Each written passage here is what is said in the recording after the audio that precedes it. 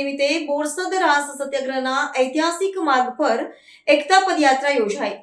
યાત્રામાં મોટી સંખ્યામાં ગ્રામજનો, યુવાનો અને ભાજપના કાર્યકર્તાઓ જોડાયા। સરદાર વલ્લભભાઈ પટેલની 150મી જન્મજયંતિની ઉજવણીના ભાગરૂપે આઝાદીના સંગ્રામમાં મહત્વનું સ્થાન ધરાવતા ઐતિહાસિક બોરસદ રાસ સત્યાગ્રહના માર્ગ પર એક ભવ્ય પદયાત્રાનું આયોજન કરવામાં આવ્યું હતું।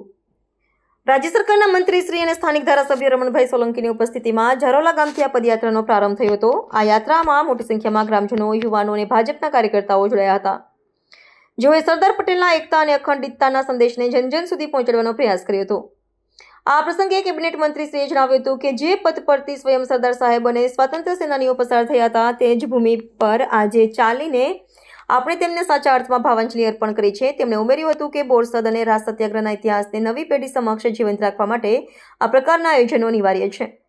આ પદયાત્રા માત્ર એક ઔપચારિકતા નથી, પરંતુ રાષ્ટ્રની એકતા માટેની પ્રતિબદ્ધતાનું પુનરાવર્તન છે। પદયાત્રા દરમિયાન સરદાર પટેલ અમર રહો અને ભારત માતા કી જયના નારાઓથી વાતાવરણ ગુંજી ઉઠ્યું હતું।